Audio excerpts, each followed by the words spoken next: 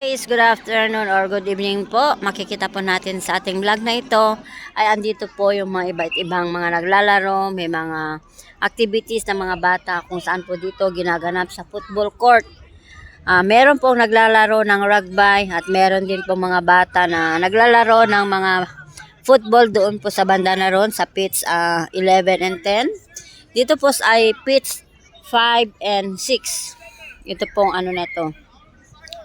At dito po ay meron pong naglalarong bata na may activities po siya. Naglalaro po sila ng badminton. Kumbaga tinuturuan pa lang po sila. Kasi dito po sa Hong Kong guys, dito natin makikita kung gaano karaming activities ang mga bata dito guys. Yung mga alaga nga namin, 2 years old pa lang ay nag-whole day class na po siya. Tapos ito naman mga to ay nasa mga mga 2 years old, naglalaro na po sila ng mga iba't ibang games para po matuto daw po sila. Yan po ang adhikain nila dito sa Hong Kong guys. Yung maturuan yung mga anak nila, kaya minsan po maaga po natatapos ang mga bata dito na nag-aaral dito sa Hong Kong. At maaga din po sila nagkakaroon ng mga trabaho pag nakapagtapos na sila ng pag-aaral.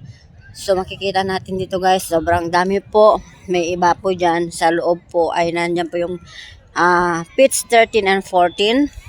Lahat po dito guys sa Hong Kong ay may mga yan guys, may mga number para dito mo mahanap kung saan yung pitch na pupuntahan mo pag naglaro ang inyong alaga. Ayan guys.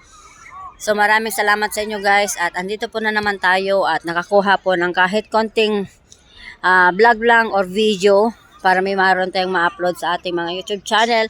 At sana patuloy nyo kaming suportahan at huwag kalimutan i-click ang notification bell. Lagi kayo updated sa aming mga upload po. Maraming salamat po sa inyo at hanggang sa muli po ulit.